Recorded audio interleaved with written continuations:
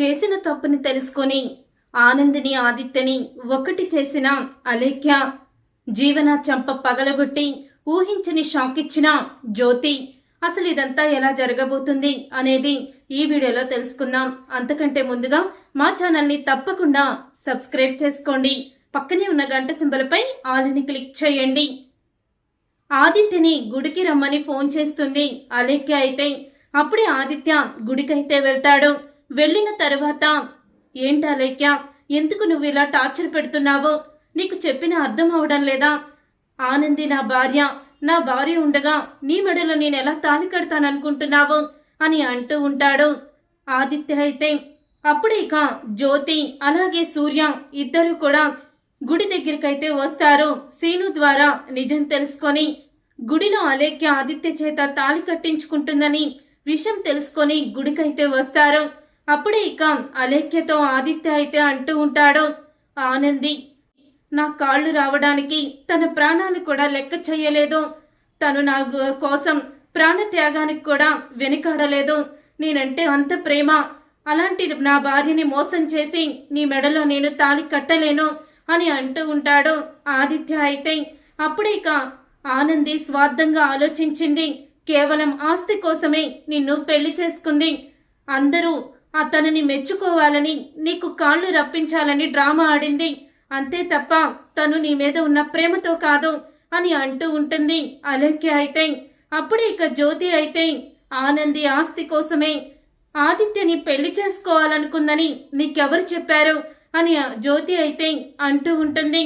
అప్పుడే ఇంకా అలేఖ్య అయితే, నాకు తెలిసింది, అందుకే కదా తను పేదింటి అమ్మాయి, ఆదిత్య ఆస్తిపరుడు, అందుకని వేరే వాణ్ణి పెళ్లి చేసుకోవాలని ఆ పెళ్లి పీటల మీద నుంచి వచ్చేసి ఆస్తి కోసం మరీ పెళ్లి చేసుకుంది అని అంటూ ఉంటుంది అలేఖ్య. అప్పుడే ఇక జ్యోతి అయితే అలేఖ్య చంప పగలగొడుతుంది. ఆనంది గురించి తెలిసి తెలియకుండా మాట్లాడుకో. అసలు ఆనంది గురించి ఏం తెలుసని నువ్వు అలా మాట్లాడుతున్నావు? తను ఆస్తి కోసం ఇదంతా చెయ్యాలంటే దానికి నిమిషం పట్టదు. పెళ్ళప్పుడే ఆస్తి మొత్తం నా పేరు మీద రాయండి, అప్పుడే మీ కుంటివాడైనా మీ కొడుకుని పెళ్లి చేసుకుంటానని సునంద్ గారికి చెప్పేది. కానీ తను అలా ఎప్పుడూ చెప్పలేదు. వాళ్ళిద్దరి మధ్య అగ్రిమెంట్ పెళ్లి ఎందుకు జరిగిందనుకుంటున్నావు అని అంటూ ఉంటుంది జ్యోతి. నా కోసం నా కూతురు చేసిన తప్పుకి నేను ఆనంది జీవితాన్ని బలి చేశాను అని అంటూ ఉంటుంది జ్యోతి. అయితే అసలు ఆదిత్యకి యాక్సిడెంట్ చేసి కాళ్ళు పోయేలా చేసింది నా కూతురు జీవన అని జ్యోతి అయితే అలేఖ్యకి నిజం చెప్పేస్తుంది. అది విని ఒక్కసారి అలేఖ్య షాక్ అయిపోతూ ఉంటుంది. ఏంటి మీరు చెప్పేది అని అంటూ ఉంటుంది. అవును, నా కూతురు జీవనే ఆదిత్యకి కాళ్ళు పోయేలా చేసింది. మితిమీరిన స్పీడుతో ఆదిత్యని గుద్దేసింది. అప్పుడే ఆదిత్య కాళ్ళు పోయాయి. ఇక సునంద్ గారిని క్షమాపణ అడగాలని వెళ్ళాము. నా కూతురు జైలుకి వెళ్తే తన భవిష్యత్తు ఏమవుతుందా అని భయమేసి నేను ఆ నిందని నా మీద వేసుకున్నాను అని అంటూ ఉంటుంది జ్యోతి.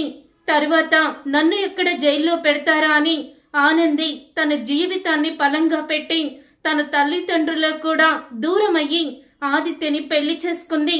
కేవలం నేను తనకి విద్యని నేర్పానని, భవిష్యత్తునిచ్చానని ఒకే ఒక్క కారణంతో. కానీ నా కూతురు జీవన ఆదిత్య కుంటివాడని తనని పెళ్లి చేసుకోలేదు, వద్దుకూడదని పెళ్లి పీటల మీద నుంచి వెళ్ళిపోయింది. ఆదిత్యకి అన్యాయం చేసింది జీవన, అంతే తప్ప ఆనంది కాదు అని అంటూ ఉంటుంది జ్యోతి. అయితే ఇక జ్యోతి అన్న మాటకి ఒక్కసారి అలేఖ్య అయితే షాక్ అయిపోతాం. మరి జీవన ఏంటి ఈ విషయాలన్నీ దాచిపెట్టి కేవలం ఆస్తి కోసమే ఆనంది ఆదిత్యని పెళ్లి చేసుకుందని ఎందుకు నాతో అబద్ధం చెప్పింది అని అంటూ జీవన పేరుని బయట పెట్టేస్తుంది. అప్పుడే ఇక అది విని ఒక్కసారి షాక్ అయిపోతూ ఉంటారు జ్యోతి, సూర్య, ఆదిత్య కూడా. ఏంటి, ఆనంది ఆస్తి కోసం నన్ను పెళ్లి చేసుకుందని నీతో చెప్పింది జీవనానా అని అంటూ ఉంటాడు ఆదిత్య. అయితే అవునా ఆదిత్య, నాకు ఇవన్నీ కూడా చెప్పింది ఎవరో కాదో జీవననే. జీవన మాట వినే నేను నిన్ను పెళ్లి చేసుకోవాలని నిర్ణయించుకున్నాను. నాకు గతం గుర్తుకొచ్చినప్పుడు నువ్వు ఆనంది భార్యాభర్తలని తెలుసుకొని మీ ఇద్దరిని కూడా విడదీయకూడదని అనుకున్నాను. కానీ తరువాత జీవన ఆస్తి కోసం ఆదిత్యని పెళ్లి చేసుకుందని చెప్పింది అని అంటూ ఉంటుంది అలేఖ్య. అప్పుడే ఇక జ్యోతి, సూర్య, ఆదిత్య అలేఖ్యని తీసుకొని ఇంటికైతే వస్తారు.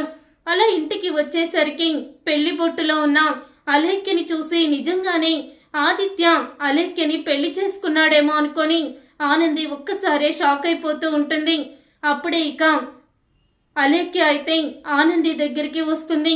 ఆనంది దగ్గరికి వచ్చి, నీ గొప్పతనం తెలియక, మీ ఇద్దరి మధ్య ఉన్న బంధం ఎంత బలమైందో తెలియక నేను చాలా పెద్ద తప్పు చేశానక్క.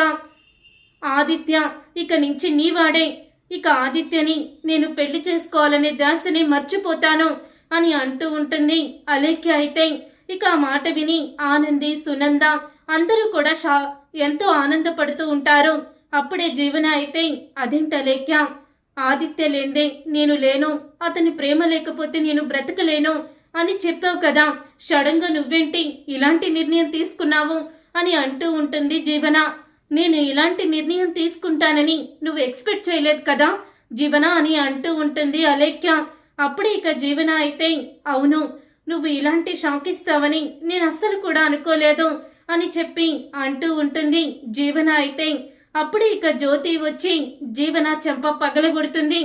జీవన చెంప పగలగొట్టి అంటూ ఉంటుంది, ఆనంది ఆస్తి కోసమే ఆదిత్యని పెళ్లి చేసుకుందని నువ్వెందుకు అలేఖ్యతో చెప్పావు అని నిలదీస్తూ ఉంటుంది.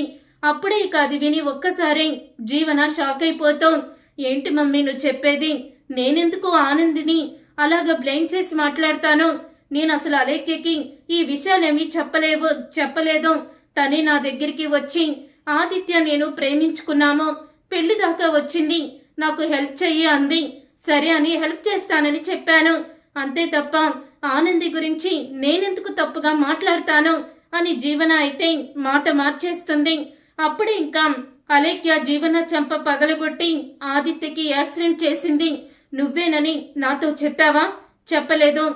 ఆదిత్య ఆనంది ఇద్దరి మధ్య ప్రేమ లేదు, ఆస్తి కోసం ఆనంది ఆడుతున్న డ్రామా అని అక్క గురించి నువ్వు లేనిపోని నా మీద చాడీలు చెప్పావు. అప్పుడు నేను కూడా నీ మాటలు విని అక్క జీవితాన్ని నాశనం చెయ్యాలనుకున్నాను. నా ప్రాణాల్ని నిలబెట్టి నా కోసం తన భర్తతో దూరంగా ఉండి నేను కోలుకునే వరకు కూడా తన జీవితంలో ఎటువంటి ఆనందం ఉండకూడదని తన భర్తకి దూరంగా ఉంది. అలాంటి ఆనంది అక్కని నేను చాలా పెద్ద అపార్థం చేసుకొని తప్పు చేశాను అని అంటూ అలేఖ్య అయితే, నన్ను క్షమించండి, ఇక మీ జీవితంలోకి నేను రాను అని అలేఖ్య వెళ్ళిపోతుంది. చూసారుగా ఫ్రెండ్స్, రాబోయే కథలో ఖచ్చితంగా ఇలాగే జరగబోతుంది. మరి ఇలాగే జరగాలని మీరైతే కోరుకుంటున్నారా? అయితే వీడియోని తప్పకుండా లైక్ చేసి ఛానల్ని సబ్స్క్రైబ్ చేసుకొని పక్కనే ఉన్న గంట సింబల్ పై ఆల్ అని క్లిక్ చేయండి.